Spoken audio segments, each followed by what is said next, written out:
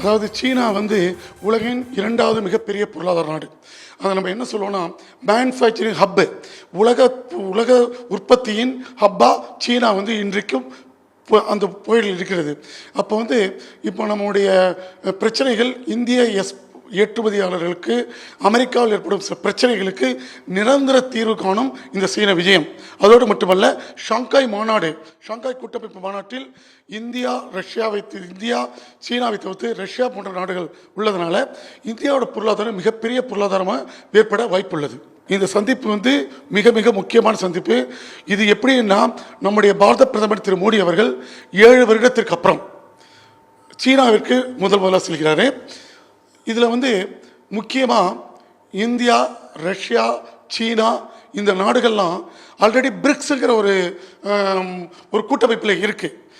அந்த கூட்டமைப்பில் இருக்கிறதும் இந்த கூட்டமைப்பதும் முக்கிய நோக்கமே மிகப்பெரிய லெவலில் பொருளாதாரத்தை முன்னேற்றி செல்ல வேண்டும்.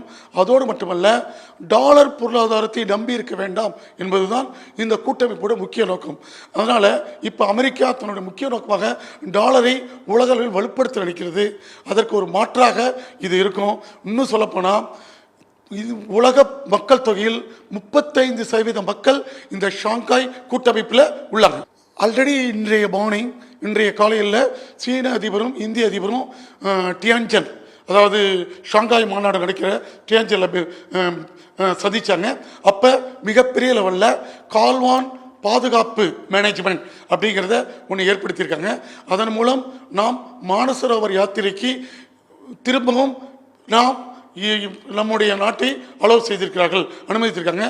அதேமாதிரி சீனாவுடைய விமான போக்குவரத்தும் இப்போ நேரடி விமான போக்குவரத்தும் ஏற்படுத்தப்பட்டுள்ளது.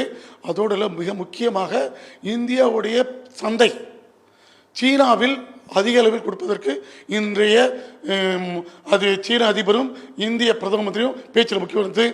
குறிப்பாக சீன அதிபர் இந்தியாவும், அதாவது என்ன சொல்லியிருக்காங்கன்னா, யானையும் டிராகனும் ஒத்துழைத்தால் உலகமே நிம்மதியாக இருக்கும் என்கின்ற ஒரு முக்கியமான ஸ்டேட்மெண்ட் கொடுத்திருக்கார்.